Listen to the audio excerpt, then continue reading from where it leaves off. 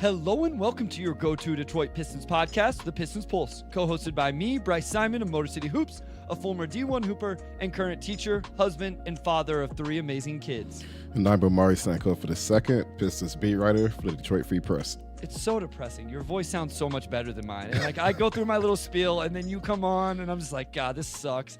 No, your voice is like chipper. Like it's just like it's a contrast. Is what it is. Prepubescent is what one listener once told us, that I sound like I'm 15 years old. Well, no, that would be like 11 years old. I don't know. It's a little lower than that, right? I think when I get excited, the pitch goes up a little bit, or octave, or whatever. I don't know. You are at least 17. You're at least 17 years old, pitch wise. Yeah, I'll take it, I guess. Yeah. Of course, we're always blessed to be joined by our producer Wes Davenport. If you're not listening to Wes and Blake Silverman on the Pin Down over on the Detroit Bad Boys YouTube, you absolutely should be. You should be reading Omari Sankofa II on the Detroit Free Press. And if you have any other Pistons content left in you, the for free Motor City Hoops Substack. I am finally dropping some content with video breakdowns, draft prospects, potential offseason acquisitions, but none of that matters because we have our favorite guest. I don't know. He's like a borderline co-host. What's the difference between favorite guest and co-host? Whatever that is, Laz Jackson is that. We're going to have a great episode today. Laz, how you doing? I'm doing great, guys. Thanks once again for having me. Settling in to enjoy the NBA Finals Game 3 tonight. I know the atmosphere in Indianapolis is going to be crazy. Bryce, you sound at least 20. Like, give yourself some credit. So you're not helping because your voice sounds phenomenal as well. So, like, I should just shut up, like, ask as quick a questions as possible and let you and O2 do all the talking. But real quick, predictions tonight and the rest of the series. O2, you go first.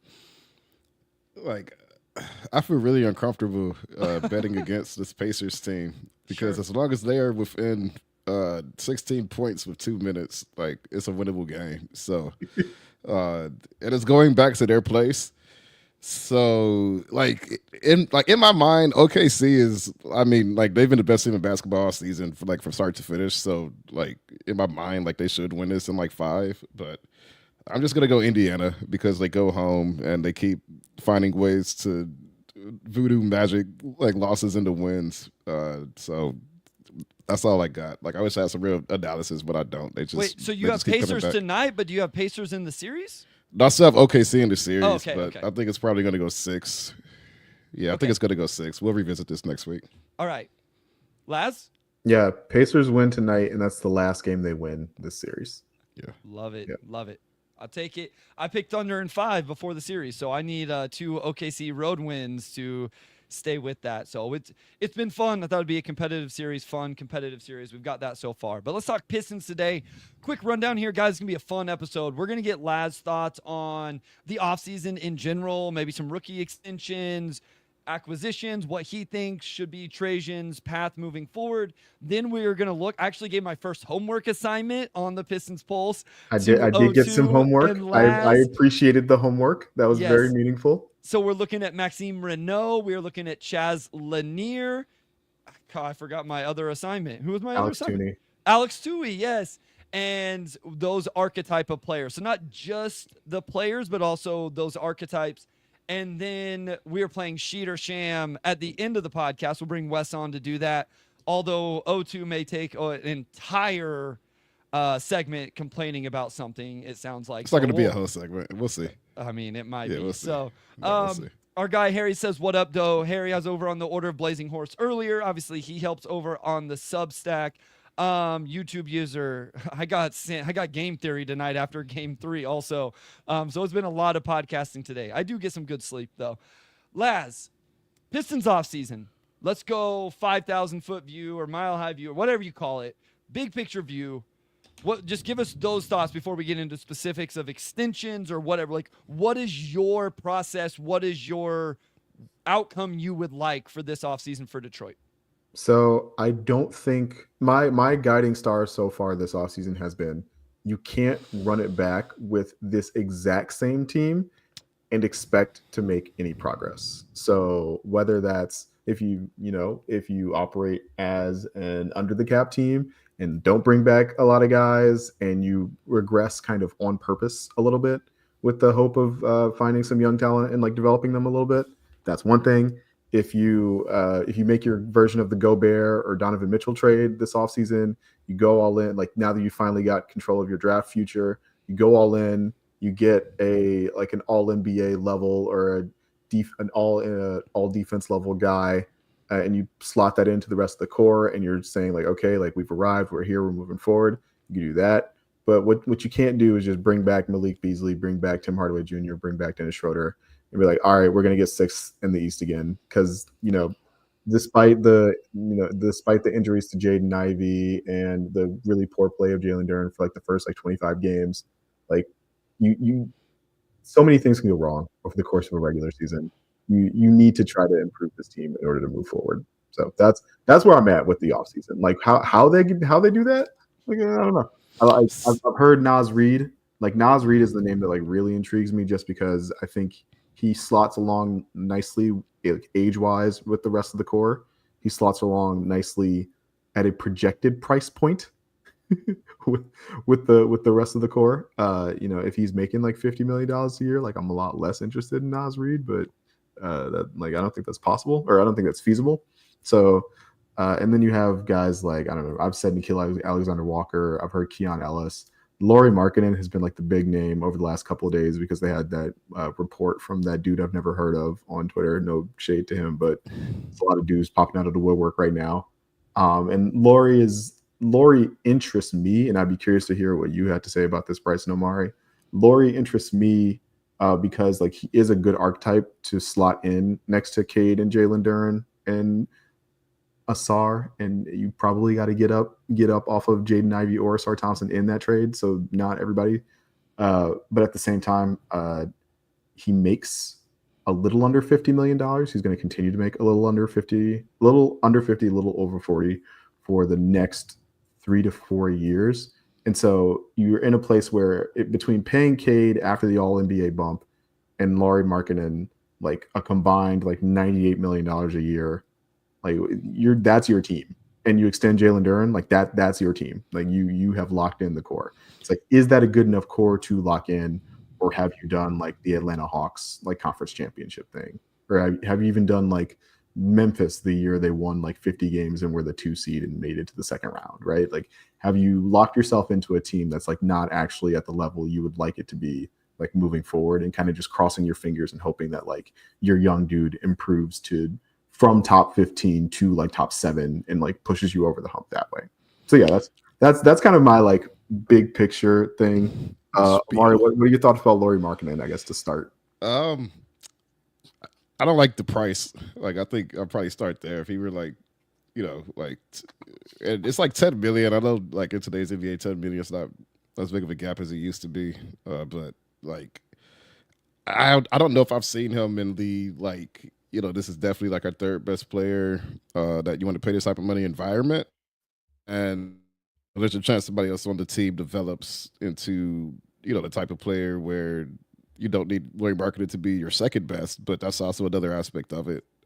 Like, I don't know if Markkanen's like the initial trade you make. To me, that's like maybe the trade after the initial trade, when you have sort of a hierarchy set with your top two, kind of like how Boston, when they got Porzingis, once they already pretty much had the other guys locked in. But overall, like, it sounds like you're just higher on like the field essentially than just bringing everybody back. Like, you see all these names out there or potential trades, and it sounds like that intrigues you more than just bringing back THJ, Bees, and Schroeder. Is it just you saw enough of those guys? Like, where does that kind of like, where's your thinking on that? I think it's a combination of like there are other teams that finish behind you in the East that I'm a little bit more wary of now. Like Orlando in particular. Orlando was ravaged by injuries. We had to Franz and Paulo, we know, during the regular season. And that's a very scary matchup for the Pistons, because as currently constructed, they just don't have the size to deal with them. People have started to talk themselves into Atlanta. It's easy for me to see how Atlanta gets there, but they actually like have to get there. So like it's an early offseason thing, but like I'm keeping an eye on them. Jalen Johnson could make some sort of he's a really good player. So, I was so wrong on him from a draft eval perspective. I was like, this dude sucks. Like, what are we doing here? You always have Johnny Davis though. You called that one from day one. Hey, I like Johnny Davis too, so we could. No. I'm being Laz said he wasn't gonna make it. No, yeah, Oh, really? I knew Johnny Davis was Yeah, I was scoring off the of that like one. toughest 20 points a game I've ever seen anyone score. It was not going to work. Yeah, that's why I was like, well, just give him some space, and now he's getting easier buckets. No, that didn't work out that way. Nope. Nope. No, but like Indiana finished fourth, and they're very clearly like much better than anyone expected them to be, and perhaps well positioned to ascend in the conference. Who else is behind them that I'm a little like worried about? That's pretty much it. Like maybe Toronto does something crazy and like trades for Giannis or something. But there's everyone, all the podcasts I listen to. And so like everyone I talk to, no, it's the podcasts I listen to. But everyone says it's going to be a summer of great upheaval in the NBA. And if there's going to be a lot of upheaval, there's going to be a lot of guys switching teams, like kicking off with this KD trade that seems like it's going to happen before July 1st. Like if that's going to happen, I would like to get better and not just like be hoping to be in the same place like after the landscape settles, you know? Okay, so let's go with that then. Like improvement, where is the biggest area of growth then for this team? Like, because a lot of people, and I think fairly so, whenever I have expressed similar things in terms of I don't want to just run it back with the exact same roster, will fairly push back and say it's not going to be the same roster because Jaden Ivey is coming back from injury and Asar Thompson has an offseason, and we never saw all of those guys play together. I'm not going to ask you necessarily what you think those guys are. How worried are you about maybe stepping over some of the young guys' growth with any of these? Or is it like, take what Tim Hardaway Jr. did and improve that? Take what, I don't know, Schroeder did and improve that? Or, you know, maybe what we were hoping Fontecchio was going to be and we improve that, getting a backup forward that's the heir apparent to Tobias Harris in the starting lineup or something. You know, like where do you see that biggest growth or improvement, Laz? And even players that would be able to do it for you. Bryce, you took all my points. My bad. I'm points. sorry. Improve on THJ. I'm the worst question asker ever because I just like give my thoughts while I ask the question. But no, it's a good laundry list though, right? And that's what makes it like an easy question to ask. But yeah, like improve on the THJ slot. Tobias is not a long-term solution, both in terms of age and contract. So figure out a long-term solution at the 4, and then figure out a Fontecchio replacement to absorb some minutes during the regular season. Like I think it was fair that Fontecchio like wasn't earning minutes in the New York Knicks series. Like, and by the end of the series, like Ron had fallen out of the rotation. And so like it's as your like 9th, 8th, 9th guy, like I don't think it's fair to be like, we must have the best 8th, 9th guy in that slot. And like that's how we improve the team. But you do need a full 10-man rotation to play every night. And so that's how you absorb some minutes. And I don't know, Ivy was a big loss for the team, but he and Tim Hardaway Jr. they brought different things to the table from an offensive perspective. And I think that I value what both of them did, but just replacing THJ with Ivy means you like don't have what THJ bought in terms of like movement shooting, in terms of like length on the wing, and competitiveness. Like you've brought up Sam Merrill a bunch, Bryce, and like that's more of what I equate as like a Tim Hardaway Jr. replacement. Even if I don't know if like I would need to watch more of Merrill to see if he like can actually like fill all those minutes, because THJ was like quietly like pretty good last year for the Pistons. I mean, I may have a video breakdown coming on Friday on the free Motor City Hoops Substack to answer some of those questions, Laz. I was watching the Laravia video before we started doing the podcast. I'm an avid subscriber. You know this. I do know this. I appreciate it. But yeah, that's kind of where I'm at. Are there any names like what are the like you brought up Nas? Another shameless plug. His video breakdown drops tomorrow on Thursday on the Motor City Hoops Substack. Is there another name like you brought up? We brought up Laravia. Ty Jerome is a name out there. Like, you know, I mean, and you can give the caveat of well, if it's cap casualty Ty Jerome, very interesting. Dorian Finney-Smith. Al Horford, like some of those guys. Is there a name that really is intriguing to you above all else? Even like get rid of the mechanisms, the mechanics to get him here. We can get into what's the name that kind of intrigues you? Yeah. If we're talking about like long-term solutions at the 4, the names are like Nas, Jabari Smith Jr. If something Sure. like knocks loose in a Kevin Durant trade, like and if he's like all of a sudden he's headed to Brooklyn, and it's like I don't know if I feel like being in Brooklyn where like nobody can get me the ball and I'm the it's like, okay, well, you know, we got some space, we got some room, and that's a guy who his contract is coming up soon. He'd want an extension, but like that's a guy I feel pretty comfortable extending at like a reasonable number. And then of course, like Nas and his incoming contract, which will be probably in like the 25 to 30 range. Wes can keep me honest on that. That seems like about what we're getting, and that's a good like long-term solution in my mind. He can space the floor, he can rebound. Really, if you can space the floor and rebound, like that's 2 big items like checked off for me. He does a good, not great job on defense. He really struggled in the Oklahoma City series, but like everybody did, so I'm not like overly worried about like how that's going to look for him. But yeah, like Naz Reid is be a really good get, and you could play him and Stu together, right? Like he's versatile enough. Like he could be your 5, he could be your 4. He offers lineup versatility. By being a potential spacing 5, he opens up like the possibility of playing Asar and Ron at the same time in lineups, and helps facilitate like growth of the youth that way. So yeah, like those are the names. And then like at the high end, like if you're gonna do your Gobert swing, like Jaren Jackson Jr. is the name I've been looking at. And it's like, yeah, it's like a little bit of a homer pick. Like, yeah, it's a little bit of a Sparty pick, but like he was on pace. Like, did he make all defense this year? I think he still finished second team. I think he might have finished second team. Yeah. So again, like second team all defense level guy. Again, spaces the floor, has gotten a lot better with the ball in his hands. And it's something I don't think when it mattered for the Grizzlies, he didn't get enough chance to operate with the ball in his hands, which I thought was weird.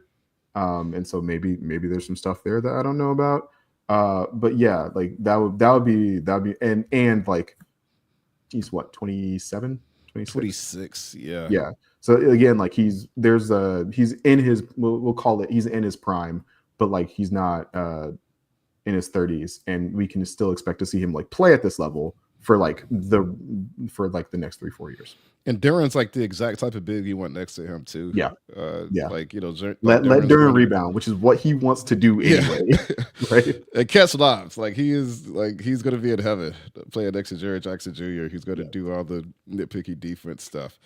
So let's kind of look more so from what the Pistons would have to potentially give up, you know, to improve this offseason, whether that's just going the cap space route or whatever else. You kind of floated, maybe you have to part ways with a JI or a Nassar to go after a Larry Markkinen. Like, who's on your do not trade list, and is there anybody who's like I don't want to give this guy up unless we're getting like this like X caliber player?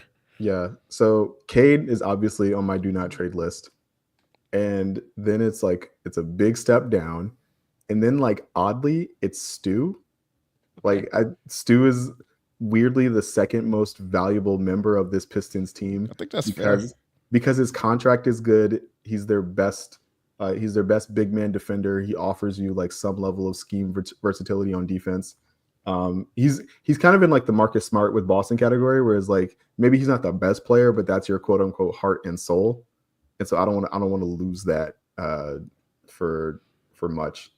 And then you get like a smaller step down, and then it's like probably like Asar and Ron in that order, and then it's like JD and JI. Obviously, like for Jaren Jackson Jr., you'd like to pair him with JD and not like trade JD to get him. Like that's a little weird. But I think Memphis would probably be more interested in like an Asar or a Ron for JJJ, and I think like. That's something I would have like, I'd have like the 3-hour meeting, right? Like you gotta discuss that at the absolute least. And having like mentally discussed it myself, like I think I would do it. I think I would do it. If it really came down to it, you'd start with like, hey, here's some picks. here's some swaps. Here's Tobias Harris, like as like a good locker room vet, which like apparently you guys need really badly.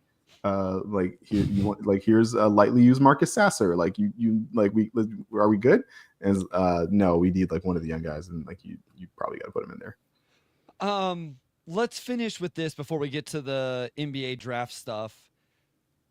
The rookie extensions are on the table this offseason. Laz, what is your comfortability range for J.I. and J.D.? And what do you think ultimately happens with those two guys and their contract extensions? Yeah. So Bryce, I got to give you credit. We talked about this like on the phone a little bit. Yeah. And you and Sam had the best discussion like nationally, I think. Thank you. We've had around like those extensions. And I think I'm at the point now where J.I. is in lowball or like show me mode, which is probably not where he wants to be as a player. And like, honestly, like not a great place to be as a team, because like if he doesn't play well, like you can't trade him for nearly as much. And if he does play well, like all of a sudden he's making 35 million and you've kind of like locked in your core a little bit. So that's where I think like J.I. ultimately ends up. He doesn't sign an extension this offseason. We go into the year and like, I don't know, I forget if the rules have changed, but like maybe after 30 games, he like gets an extension and we're like, okay, we've seen enough.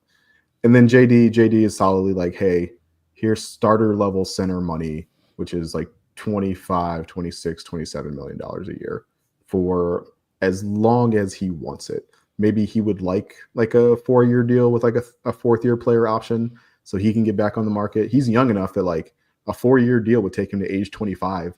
And so it's like, yeah, I could sign a 30% max at age 25. Like, yeah, I'm going to try and do that. It's like, all right, Godspeed, like more power to you. I hope you can do that. So like 4 years, 110, something like that. Yeah, something like that.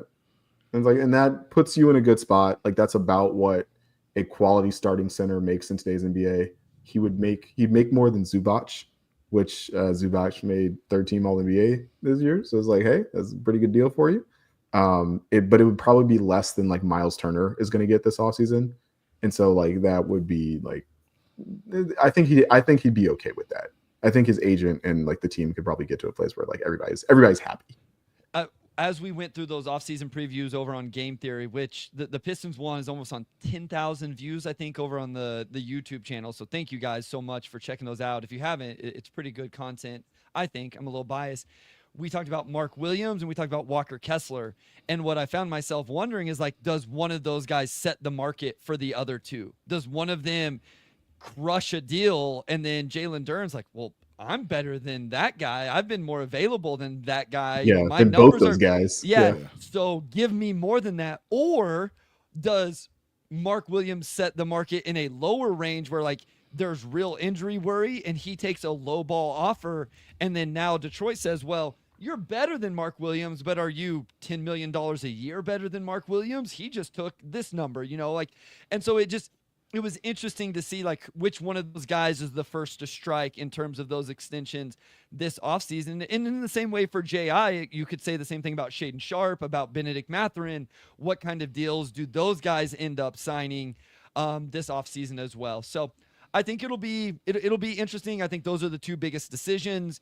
I don't foresee them going, hunting for a big name. Although Jaren Jackson Jr. would be awesome. Trey Murphy III is the other name that I have kind of fallen in love with. I don't think you can get Trey Murphy. I don't think so either. I just love his game, and if the Pelicans want to be crazy bad again for the next 5 years, and they might, like, they may decide to do that. So all right, we are going to cut it off there. When we come back from the short break, I gave some homework to Omari and Laz regarding the 2025 NBA draft. 3 names, 3 archetypes. We're going to start with Laz's least favorite or least exciting one of those 3, and then work our way to the most exciting of the homework. We'll get into that right after this.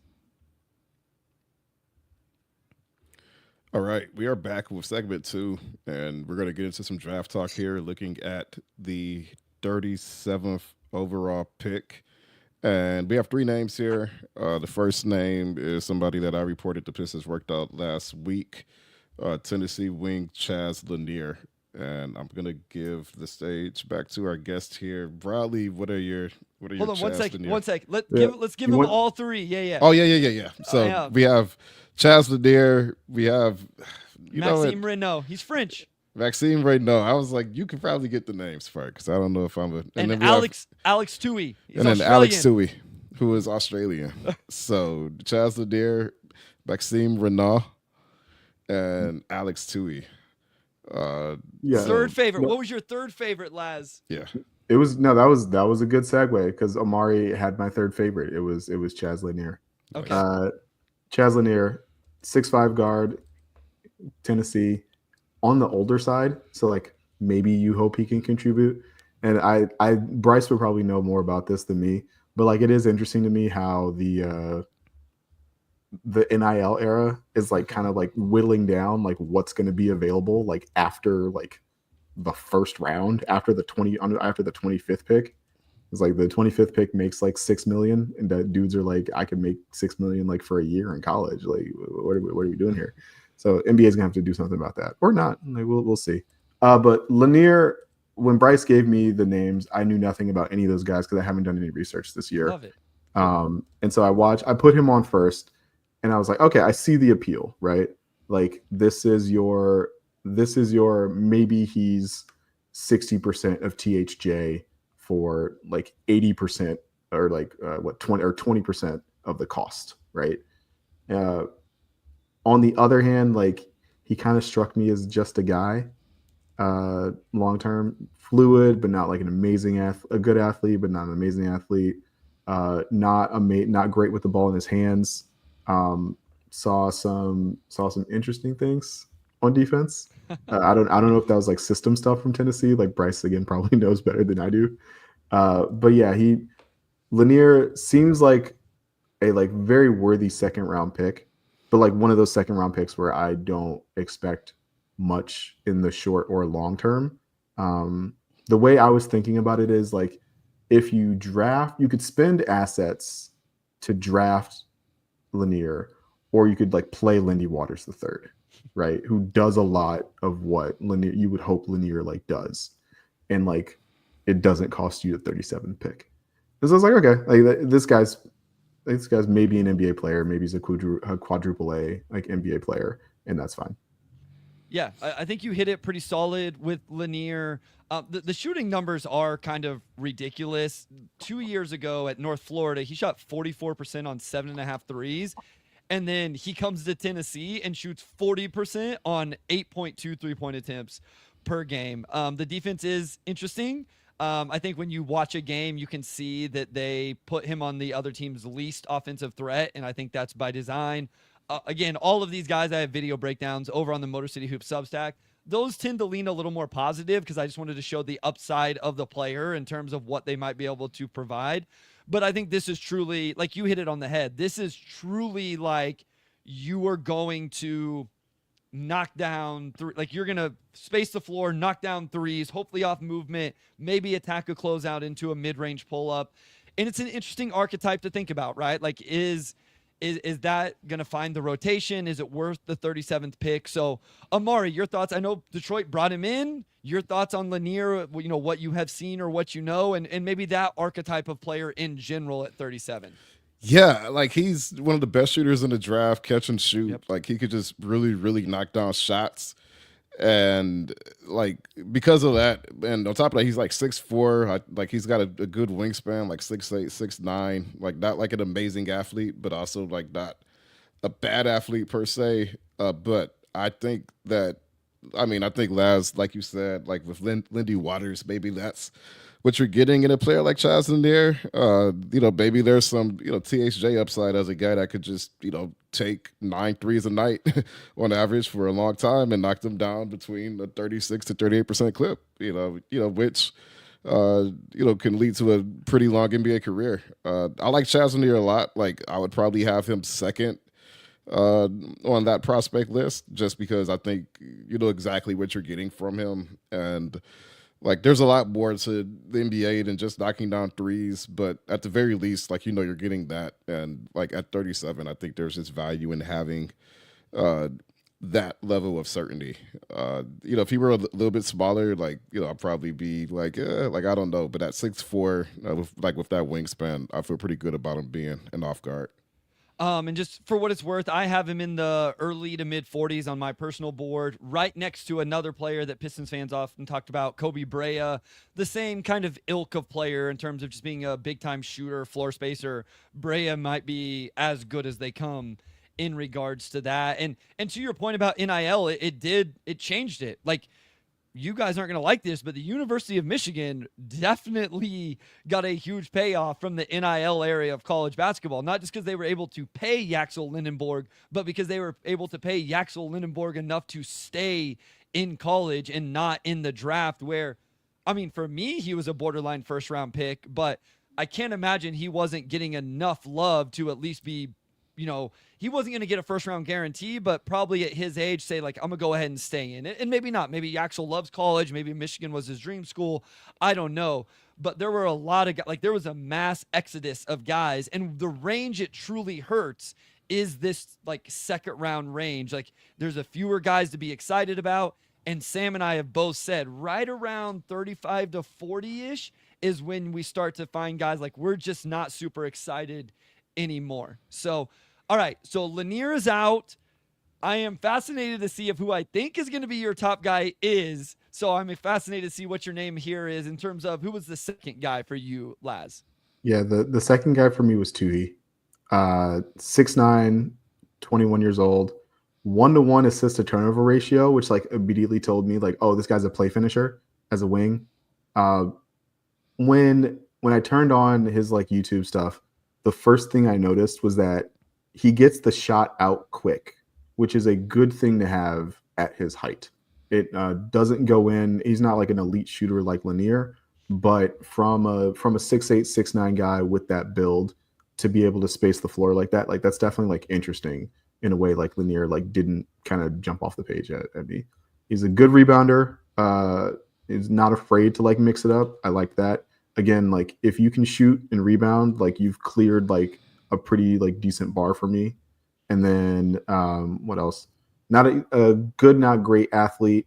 Like wasn't dunking in situations where I thought like a like baseline NBA athlete like would be dunking. But again, like he's big. And so with like there's ways you can cover that up positionally, even in today's like spaced out game that made him again like more interesting than Lanier. I think he's like, but the athleticism concerns like definitely like pigeonholed him as a 4, right? Like he's they were playing him at 3 in Australia, and like I think that's fine in the NBL, but like not at the NBA. Like if he gets on switches against like guards, like that's going to be a problem at the NBA level. And that was another thing, right? Like there's not a lot of scheme versatility, right? Like this guy has to be in like this guy can't switch, so like you have to be in drop or you have to be like in a recovery, like a rotation scheme. Which is fine. That's what the Pistons played most last year. Yeah. A name I've gotten for him and I actually kind of like, and I found myself going there as I was watching the film myself, is a name that I do think is interesting for the Pistons as an offseason acquisition, depending if they go over under the cap. But he reminded me a little bit of Jake LaRavia in terms of like just offensive versatility. He's not a primary on-ball guy at all, but he can attack a closeout. He moves the ball well. If the shooting really is there, it looks really good. And then I think LaRavia is a better defender, but like I just think that LaRavia is a really good defender compared to most. But can you see a little bit of that in his game? And does that interest you adding to the Pistons roster? Let's say the high-end outcome of Toohey is a Jake LaRavia type of player. Is that interesting? Do you think that that's worthy? I mean, we're talking about the 37th pick, but do you think that's a rotation role that they could use? Yeah, I think like we're talking. You had the video about Jake LaRavia being an offseason acquisition. Yeah, we talked a lot about how Simone Fontecchio was kind of disappointing this year from like a rotations minutes perspective, and so like yeah, they could use that archetype. And it was funny actually. You know who he reminded me of, Bryce? Ersan Ilyasova. Okay. Just like the way he got the shot up, the way that they were like using him offensively, but like an evolutionary version of Ersan, because Ersan would get opportunities to like attack closeouts and like move in transition a little bit more in like today's game. but yeah, that was the name that actually kind of popped in my mind. But yeah, this is one where like if Chaz Lanier is like we have Chaz Lanier at home in Lindy Waters the third, Alex Toohey was like we maybe have Alex Toohey at home with Bobby Klintman, who Sure. would play a similar. Sure. They both would be fours, I think, in the NBA. Maybe like very different styles of like going about it on offense. Bobby seems like a much better passer, right, than Alex Toohey. But like they kind of occupy the same spaces on the floor at the best outcomes of themselves, and so it became again a question of like, hey, like if you pick this guy, does that mean like you like doing the Dark Knight scene where you're breaking the pool cue in half and being like one of you guys is getting minutes, which one is it going to be, right? Or is there like an opportunity to use this asset to either get somebody that you know will be good, or flip it for some more stuff down the road? O2, your thoughts on Alex Toohey or that archetype? The Bobby Klintman idea is interesting. I actually had thought about that as well, so that is interesting. Yeah, I like the archetype more than the player. As for those who are listening and not watching, one of Bryce's kids just scurried behind him on camera. What's up? I like Toohey. Like I like the archetype. I feel like more than I like the player. Like you watch him play, and like I feel like the jumper looks nice. Like he's got great size. I like 6'8", 6'9". I think his wingspan's around 6'10" or 6'11". Like decent athlete. Like I think he has good awareness. I think he keeps his head up. He just doesn't knock down a lot of threes, and that's like his entire game hinges on his ability to knock down threes. I think he only shot around between like 68 and 72% during his 2 years over in Australia, which isn't like the most encouraging as far as like if you're a buyer into free throw touch. The part that was appealing to me, Omari, was like he shot really poorly last year, and he shot like moderately well like this year. And so you think that there's improvement, and maybe he improves to like a baseline like 36, 37% guy, but that's still functional, right? Yeah, no, it's still functional. Yeah, like for him, like if he can knock down threes, then like you're in great shape, right? And to Laz's point, he shot 24% in 23, 24. And then that went up to 31% last season on about the same amount of attempts, 2.4 and then 2.9. And then his free throw percentage did go up to about 69% to about 73. So you did see, like those numbers went up. Like those numbers went up. That's what you want to see. It's just not where it needs to be. So I like Toohey as a prospect. Like honestly, the gap between him and Chaz Lanier is really like not that big at all. Like it's just buying into like something I know I'm getting versus like what might possibly happen down the road. But even then, if he knocks down shots, like he's still probably like a guy that is like if he could be like Sam Merrill, like I heard that name earlier, like that would be good. But I don't know. I have mixed thoughts.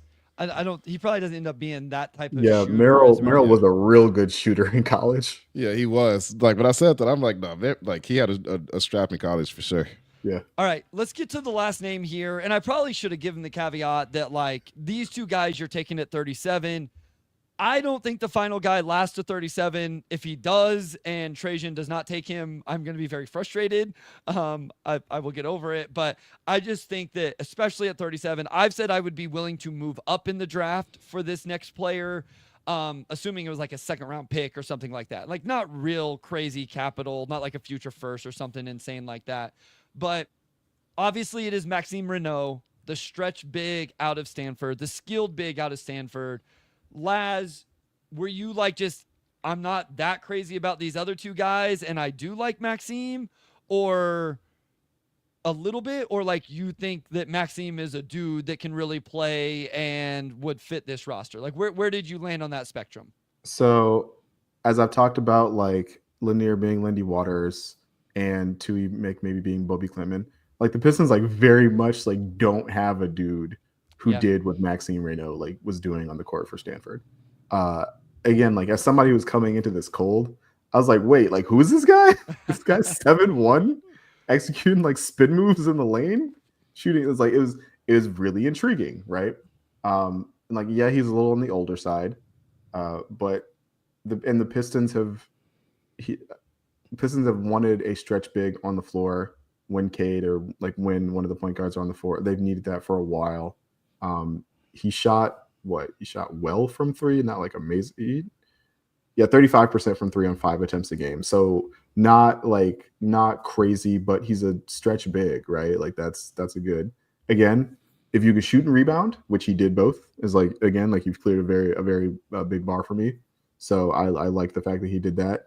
And it was funny too, Bryce. So before I looked at the video, I looked at the stats, like just as like, okay, like what kind of player am I getting here? And I saw it's like, okay, he's 7-1, okay, rebounds and shoots. It's like, okay, he shoots, like that's cool.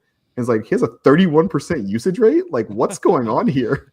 Yeah. And then I turn on the YouTube clips, and he's like facing up. He's like attacking off the catch. He's like pump faking and going by guys. I'm like, what is this? Yeah, this is amazing. And so like, yeah, he was pretty clearly the best option out of all those three to me. But as you mentioned, like he was intriguing enough to where I was like, I don't know if he's there at 37. Again, like coming in completely cold to the draft, at least to the like not top 2-3 picks of the draft. I was like, yeah, I don't know. A 7-2 guy who shoots the way he does and moves the way he does not generally last until the 37th pick. So that was my Maxine takes. The one thing I'll say about the 3-point shooting, he shot 323 in his career. So if you just look at his career as a whole, and was 35%, career 73% free throw shooter. And again, in the video breakdown I did, one thing I highlight is like he can play on the perimeter. It's not just pick and pop. Like he understands relocation and go play in the corner and attack a closeout. And so like it really works in regards to that. He doesn't need to be in the action, but he can keep proper spacing in regards to that. And I know I see people at the combine, like he wasn't like just floating around the perimeter, right? He was like mixing it up, and like you like to see that in your like quote unquote stretch big, the ability to mix it up. Cloudy asked, could he play with Stu? Like I wouldn't have that as my like main focus, but I think there are lineups and rotations where you could do it in a second unit situation. It's not going to be 50-50. Like most of his minutes will be as the third big, but there would be times because he can space the floor and do those things. I've seen people bring up the defensive issues. I get it. I understand it. I agree with it. I do think he does a great job using his length that he does have, and he understands position. And sometimes guys can at least survive, especially in the role we're talking about with Raynaud doing that. So real quickly here, O2, your thoughts on Maxime Raynaud and that archetype adding to the center position for Detroit? Yeah, I mean, pretty much everything Les said, I agree with, and he's also my favorite prospect out of the group. Like a super coordinated big, like can put the ball on the floor, really solid shooter. Swing skill for him obviously would be defense. Like he has good size at center. He's not like elite size or athleticism. So you're hoping he could just be like a really elite drop big. Like I'm not saying he's going to be Brook Lopez, but that's kind of the archetype you would ideally have him occupy. That's sort of a 3-and-D center, but everything else offensively is great. Like I think he would fill a huge role for this Pistons team pretty instantly. Especially just given that they kind of lack that spacing at the 5. I'm a fan. Like I don't think he's going to be there at 37, but if so, or if there's a way you could, maybe give up a future second and move up a few spots to get him, then like I say, it's worthwhile. The thing I'll say about moving up to get him is they moved up to get Marcus Sasser a couple years ago. Mm-hmm. And like while I think Marcus Sasser has been like he's been about what you could expect for the 25th, 26th pick in the draft. It's like that player has not been like hugely valuable. Again, like no rotation minutes in the playoffs. And so like do you want to, again, like are you expending assets to get something that's like, again, like only going to play up during the regular season? It's like, do you really want to be doing that? It's like we could use these assets for something else. Okay, but so no, that's a great point, because I think more so than like let's just say where they play the board. Trajan knows exactly where he needs to move to. He plays it perfectly to draft Maxime Raynaud. Let's not even worry about whether that's 25th or 29th or 36th, right? Like we just know that Trajan knows where he has to get to. What are you willing to give up to go get Maxime Raynaud? Like forget anything else. 1 second round pick, 2 second round picks, the aforementioned Marcus Sasser? Like, what would you be willing to give up to go grab Maxime Raynaud? Yeah, I think you can give away future seconds because you can always find future seconds. Yeah. Like somebody somewhere's always got some second rounders for you if you like really need them. So yeah, I think if you really wanted to move up to like 32 and give up like some future seconds in the next 2 years, like I think that's something I'd be fine with. Yep, I'm there as well. I want to get out real quick on these, and then we'll come in. We'll let Omari talk about restaurants and make people mad. Keith Black Trudeau says, I'm at the point at 37. I just want the most fun player available, and to me, that's probably Hansen Yang. Keith, I literally broke down Hansen Yang film today. That will be on the Substack next week, and that dude can pass and not move very much, but he is fun. Quick Darshan says, stretch fours, Boga Markovic. Yeah, that is a guy I'd be interested at 37. Real floor spacer and shooter is Markovic out of KK Mega. That's where Nikola Topic started last season before he moved to Red Star. Mr. Ray, Adu Thiero, Drake Powell. Video breakdowns over on the Substack of those guys. Thiero is like super athletic. Kind of gives me Hamidou Diallo vibes, but maybe he fills out the jumper or is just better defensively than what Hamidou Diallo was. Drake Powell is the younger kind of prospect that I think really defends. Can he find the jumper? And then YouTube user says, trade up and get Fleming. I'm a big fan. You can't mention Rasheer Fleming to me because I love Rasheer Fleming. Ryan Cockbrenner, I am a little lower on Ryan Cockbrenner. You guys have any quick thoughts on Cockbrenner, O2 or Laz? Have you guys got any of film of him or anything? No Nope. pressing thoughts. Okay. I don't want to talk Bryce, about it. I did my homework. I did not do extra credit. Okay, Yeah. that is fair. 100% across Good the way to board. We are going to break. When we come back, Omari is going to talk about something, I don't know what, probably a bad food take, and then Wes is going to come on to play Sheet or Sham. We'll get into that right after this. All right, we're back with segment 3, and we're going to play Sheet and Sham. Except I really want to get Laz's thoughts, so I want to get Bryce's too, but I don't know if he's going to play along. But like, it just bugged me. I was at a restaurant last week that committed both of these sins. All right, name and shame. Which restaurant? So the first one, it was up north. Like, you'll probably never go there. Like, it was way up in Petoskey. But the first one, when a restaurant advertises wings, and it is on, like, do you expect like a full wing or do you expect half of a wing? Like, if it's just wings, to me that should always be a full wing. It should never be like, we have wings and it's like you order 6 wings, but it's just like 6 half wings. A wing should be a full wing. Like, that's a wing ding if it's like half. like it's only flats or like it's only drums or Like, yeah. What's a like, full wing? I don't understand the question. like a full wing. Like, you go to the grocery store and you buy a wing and it has the drum and the flat and the tip all attached. I disagree. But when you go to a restaurant and you order wings, like, it's never the full wing. Like, you'll be like, I want 6 wings, but it's like, it's really only 3 wings because they gave you 3 drums and they gave you 3 flats and they call it that 6. But to me, that's false advertising. So this place was like, we have like big wings, and I'm like, okay, well, big wings, like that's probably a full wing. they had big drums. No, it was like, big drums and big flats, but no actual full wing. Like, to me, that's false advertising. Like where are you in this? Like, when you go to a restaurant, do you expect like when they wings? Do you expect a full wing? It depends on the restaurant. And actually, like, no. Normally, I expect drums at a restaurant. Like, I feel like drums are the more like aesthetically pleasing of the wings. Like, I eat both. Like, do not get me wrong. Do not mistake me. I eat both. But yeah, like I expect drums. But yeah, my dad came in with good info. I think it's fair. I think it's a fair gave a complaint. caveat here that it said traditional wings. Yeah, it said traditional wings. So you ordered 6 traditional wings. You're probably thinking like a full chicken wing. You're not thinking like a flat or just a drum. You're thinking a full wing if it's traditional, right? No, if I hear traditional, I'm thinking that means bone in. No, but they're all bone in though. Yeah, Yeah. we're not talking about boneless wings. Nuggets. We're talking not about talking about big nuggets. Yeah, no, we're not talking about nuggets. Like, we're talking about drums and flats versus it all being connected in like a full piece. God. So I got like I hear what you're saying. Oh, like I don't expect it, but like I don't think I'd be disappointed not getting a full wing either.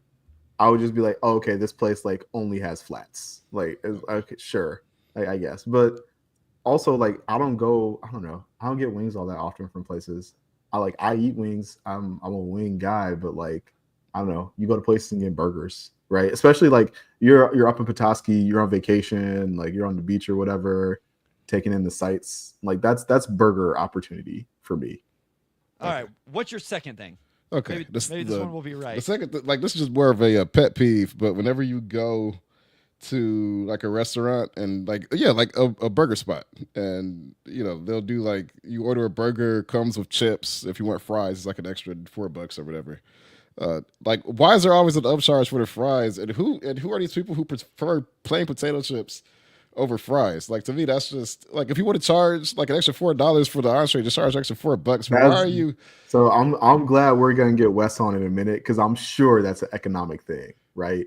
Like It's gotta be an economic fries thing. probably cost way more to make and like It's keep all on potatoes hand though. than They chips. come from the same potato. It's But just the a chips different, come in it's just a a different bag, size. or they're coming in like a huge bag. But they're, like, sometimes they'll pouring out do on like the- homemade chips. Like they'll serve homemade chips. Yeah, But you know like them the chips fries are are more homemade. expensive though. But you know those chips are homemade. They can call them homemade chips, but you know those chips came off the back of Cisco truck, right? Well, more than likely. But a lot of times they'll be like, like homemade kettle chips, Yes, Peanut Barrel and East Lansing, which does have good burgers from Andrew Callis, does commit this sin. They're like Peanut Barrel does have good burgers though. like their fries like an extra $4 or $5. So it's like, but I don't even want chips. Like, like can you just take the chips off and then replace it with the fries? So Wes, this is definitely an economics thing, right? Like fries have got to be way more expensive.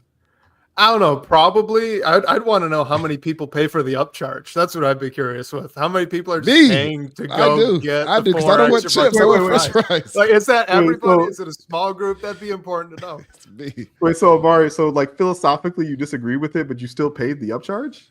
Stand on your principles. It's because the thing is, because I don't want the chips. Like you give me these chips, and it's like, well, I'm ordering the burger, but I'm a fries with it. But why are the chips even there? Like to me, that's like a lost leader to get you to order.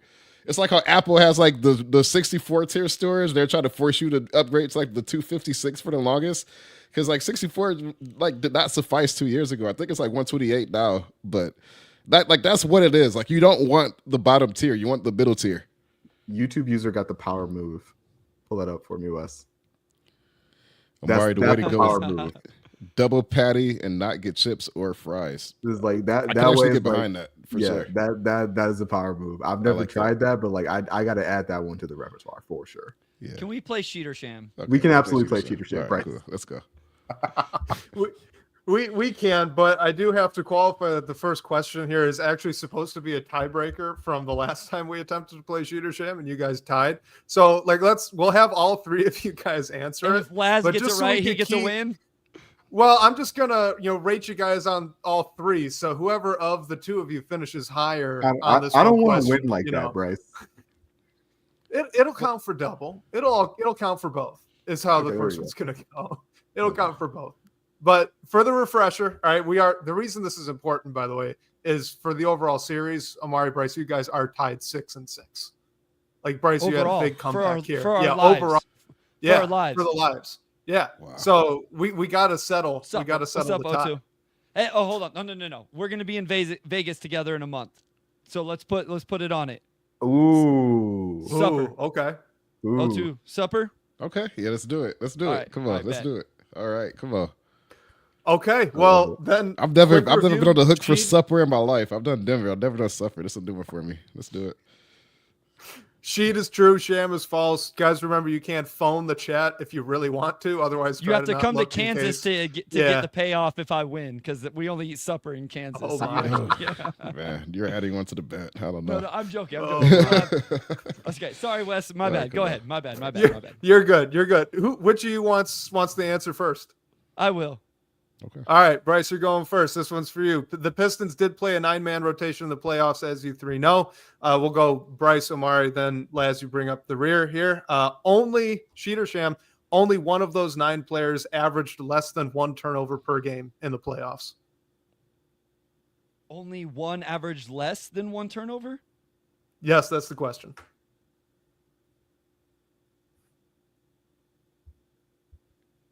Sham. I'm going seed. I'm also going Sheed. It is sham. So nobody did. Everybody who played regular rotation minutes in the playoffs averaged more than a turnover per game. Man, I was gonna say Dennis Schroeder probably averaged like didn't even get 0.8 it or right, something. Like I didn't No, even get the question right. I won and got it wasn't even the right process. I was thinking was your like P. Reed put up like less than a turnover per game in his like 6 minutes a night. I think I misunderstood the question. You said wait, you said that more than one person? I said only one. Only one of Oh. the 9. And the answer is Oh, not even so that. it could I was thinking 2 average less than 1. Oh, You're going the other way. Gotcha. That's what I said. Yeah, I failed. Chili says it right. I failed successfully. I failed into a free meal at, I don't know. We ate at a pretty good spot last year. We got to change it up every year. We Yeah, ain't we going gotta to the change it up. place We'll where find you have to something. cook the meat yourself. You know what my pet peeve is? Cooking the meat yourself on Bryce. the table. It's Bryce, you Korean don't like Korean barbecue. barbecue? It's Korean barbecue. Korean barbecue. It's delicious. I go to a restaurant for good. someone to cook for me, and I will pay whatever they charge me that it says on the menu, regardless of the upcharge. But I All right, will Bryce. not cook my own food. But if you go with Randy, she can I grill will it. take you to Korean barbecue and I will make the meat for you. How about No, that? that's the problem. Is like I love you, Laz. I don't know that I trust you to cook it correctly. I cooked it successfully. It was delicious. Everybody ate and was full and merry. Sure. All right, let's get to the game. All right. You owe me something. All right, next question. Omari, this one will have you go first, then Laz, then Bryce. We'll just keep rotating that order. Sheed or Sham, this season, Jalen Duren and Asar Thompson both were assisted on 62% of their 2-point field goal makes. Jalen Duren and Asar Thompson both. And assisted. Asar, yeah. Wait. gonna go Are you Sham. saying Both- exactly 62 or 62, like 62 or greater? Within a rounding error of 62. Oh, okay. I'm gonna go Sheed. I'm gonna go Sham. I'm gonna go Sheed. It is Sheed. So they were like 0.004 apart. They were both basically 62% of all their makes Wow. were assisted. Asar, though, he did shoot a couple of 3-pointers, so 100% of his threes were assisted, which, that makes sense. Our Yeah, guy yeah, Sean is yeah. struggling a little bit here in the chat with the game. That's okay, No, Sean. I'm 0 for 2 too, Sean. So Laz- we're Laz- down here together. you stop trying to answer the question. You just have to try to read Wes. Like the whole game is reading Wes and the question he's asking. I don't know, Bryce. That was Omari's original strategy, and you've caught up to him. Unless you're saying you just got better at reading me for the questions. I got lucky, is what I got, as we found out on the tiebreaker question. So, all right, Fair what enough. we got next? All right, next one. Okay. Cade Cunningham finished last season top 10 in the NBA for points scored in the paint per game. Regular season. Laz, that's you. Yeah, regular season. Top Are we 10? talking so per game, not total, but per game? Per game. Oh. Per game. Per game. Oh. Yeah. Okay, actually that does change my answer because I was thinking total. So I'm gonna go Sheed. I'm also going Sheed. I am gonna go Sham. It is Sheed. He was actually tied for 9th. He and Karl Anthony Towns, 12.8 points in the paint per game. I mean, my initial thought was there was more to the question. Like I thought you were saying Cade Cunningham was top 10 in the NBA in points per game in the paint, and then you were going to add something else on top of it. So I was like immediately going Sheed. Keeping it simple. I love it. Yeah. All right. Next one. Here we go. Jalen Duren. This one's talking about contested rebounds. We're now getting into the. I just found some fun, funky stats on Basketball Reference, and these were just fun. But okay, so Jalen Duren had the highest contested rebound percentage on the team last year per NBA.com. Sheed or Sham? Laz, Sham. you're first. Bryce jumped the gun. What did you say? I think Bryce was first this time because I was first last time. Oh, So I it's said- Bryce was first. I said my Sham. Bad, my bad. I said Shame. Okay. Sham. Amari. Can you repeat the question? Oh my god. Yeah. Who led the team Yes. in contested rebounds last year? If you don't What? think No. Jalen Duren led the team in contested rebound percentage last year. Yeah, is that's what I'm the saying. Sheed or Sham So question. do you think it was Duren or not? Yeah, I'm gonna go Sheet. I'm gonna go Sham. So it's Sham. It was actually Paul Reed. Paul Reed at 47.2%. But, credit to That Paul actually Reed kinda because makes he's sense, pretty yeah. short. Almost all of his rebounds are going to be contested. Number 2, was that Jalen Duren? I say no. I also say No. no. Yeah, it Yeah. was actually Asar. Asar, yeah. Oh, sorry. Yeah. I was JD pretty grabs shocked by seeing that. JD grabs a lot of Carmelo Anthony, like, get out of here. This is my rebounds. Yep. I love. Again, you guys don't know Wes well enough. You got to know Wes. I'm just happy I snapped the Ofer streak, honestly. You had So two. what's the- You had 2. What's the score You've now? gotten 2 right now, Les. All right. The score is Bryce, you've won. So you've gotten 4 correct. Omari's gotten 1 correct, and Les has gotten 2 correct. So We're out of you're questions? going to take a Or you big only have lead. one- you only have no, one no. more question? I've got one more. There are a couple more that are related to the last one that we could do if you want, that are just kind of, again, fun. No. Let's do but, one, and then time to I'll finish. win, and then we can have fun. Okay. Sounds good. All right. Omari, I think this one's yours. So of the regular rotation players on the Pistons last season, Simone Fontecchio, on average, is the fastest moving Piston. That is, his average speed and his minutes on the court was the fastest for all Pistons players. It's Sham. It's Sham. Sham. It's probably- Asar and Ivy are on the team. Sham. Like, that's impossible. It better not be right. Sham. All shams. It's Sheed. It's correct. He is. He moved the fastest in all of his minutes. Even Something's if wrong with you that tracking sort it data. out, even if you sort it out on offense or defense, so the fastest offensive player was Simone Fontecchio. The fastest defender was Ron Holland, and then Tech was like right behind him. Unreal. He's just sprinting out there. Dang. Sean Haddock says Tech, I'm sorry. I have to put some respect on your name. Paul's jump shot looks like Barkley's golf swing. I love it. Yeah. Amazing. Okay, so I won. I have a two game lead on O2 now. Yeah. One game Yep. lead. Because we- you got we the came in tiebreaker. six- Yep. I love it. Okay. We got the All right, tiebreaker. let's do some fun ones. They were all just again related to the speed. So there's one of them with the offense, defense, but slowest defender. Who was that? Just open questions. The slowest. Who was the slowest defender on average? Tobias. Tobias? Cade Cunningham. Omari? See, the thing is, like, how exactly is the speed on defense being measured? I mean, speed is a pretty simple equation. No, it's not. It's not Yeah, a simple equation. It, There are so many different directions No, you have no. to move in defensively. Nope. you Well, can't how do those- fast are you going No, in those no. directions? That's a different key. Yeah. equation.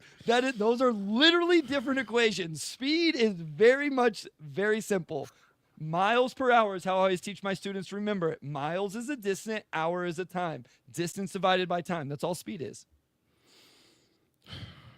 I mean, Yeah, he I'm was gonna just go- teaching physics, if I remember right. I'm gonna go THJ. TJ, it was Cade.